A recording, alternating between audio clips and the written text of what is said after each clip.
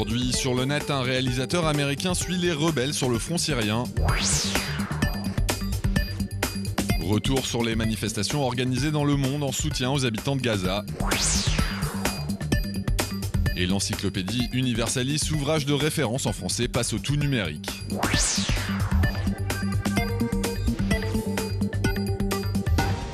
Le réalisateur américain Matthew Van Dyke est arrivé en Syrie sans visa à la mi-octobre. Dans cette interview au site Mashable, il avait annoncé son intention d'y tourner un documentaire aux côtés des rebelles de l'armée syrienne libre. Objectif, appeler la communauté internationale à soutenir l'opposition au régime de Bachar al-Assad en lui fournissant de l'argent et des armes. Ce n'est d'ailleurs pas la première fois que le jeune homme part au front. Pendant la révolution libyenne, il s'était ainsi déjà engagé auprès des rebelles pour combattre les troupes de Mouammar Kadhafi. Mais sans expérience militaire, il avait rapidement été capturé par les forces loyalistes et avait été détenu pendant 6 mois avant de s'échapper de sa prison dans les dernières heures du régime kadhafiste.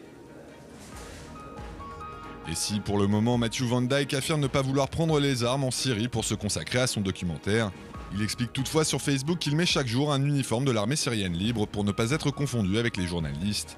En effet, le réalisateur se définit avant tout comme un activiste et a par exemple lancé un appel aux dons sur internet afin d'acheter une nouvelle ambulance pour un hôpital d'Alep.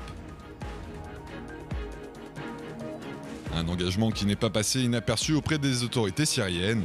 Dans les derniers posts de son journal de bord en ligne, le jeune américain raconte que des médias officiels lui ont consacré plusieurs sujets en le qualifiant de terroriste. Depuis, Matthew Van Dyke dit se trouver dans une situation très périlleuse, même s'il réaffirme régulièrement sa détermination à mener son projet à bien.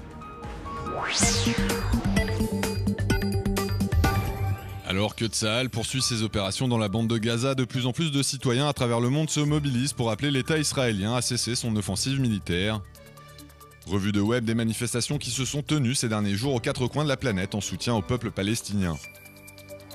Le continent américain a ainsi connu ce week-end plusieurs rassemblements organisés pour protester contre les bombardements effectués par Tsahal sur les territoires occupés, mais aussi pour dénoncer le nombre important de victimes civiles dans ce nouveau conflit. Comme on peut le voir sur ces documents amateurs qui circulent en ligne, des milliers de personnes sont notamment descendues dans les rues de Montréal au Canada, de New York aux États-Unis ou encore de Santiago au Chili, en tenant des slogans appelant les autorités israéliennes à se retirer au plus vite de la bande de Gaza. En Europe aussi, la mobilisation en faveur des Palestiniens a été importante.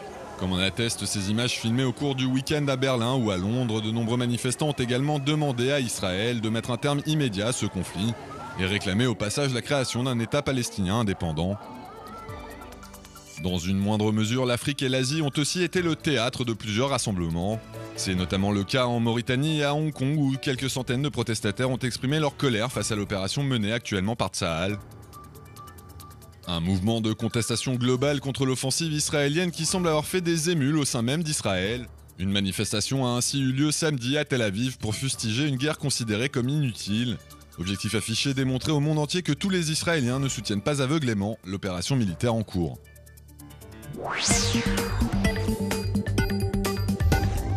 Décédé en mai dernier d'une tumeur au cerveau, Jens Pascal voulait que sa tombe soit ornée d'une sculpture de ballon de football avec le logo de son équipe préférée, le Borussia Dortmund. Mais la dernière volonté de ce petit Allemand de 9 ans a été rejetée par les responsables d'une église de la ville où il a été enterré. Une décision qui a provoqué la fureur de milliers d'internautes qui se sont alors mobilisés sur Facebook.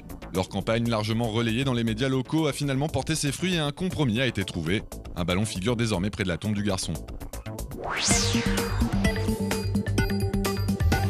44 ans après sa première édition, les épais tomes de l'encyclopédie Universalis ne seront plus imprimés et n'existeront plus qu'à travers Internet. La concurrence de sites comme Wikipédia aura donc eu raison de cette encyclopédie de référence en langue française. Une ultime version de l'ouvrage va toutefois être tirée à 999 exemplaires, avant de tourner définitivement la page de l'édition papier. Transformer des ordinateurs de bureau et autres tablettes en univers de jeux vidéo, et y faire évoluer Link, le héros de la saga Zelda, pour lui faire vivre de nouvelles aventures digitales. C'est l'idée qu'a eu le créateur de cette vidéo connu sur la toile sous le pseudo Final Cut King, qui s'est donc amusé à imaginer un parcours du combattant étonnant pour son personnage favori de jeux vidéo. Un travail très original baptisé The Adventures of Digital Zelda, à visionner au plus vite sur les sites de partage.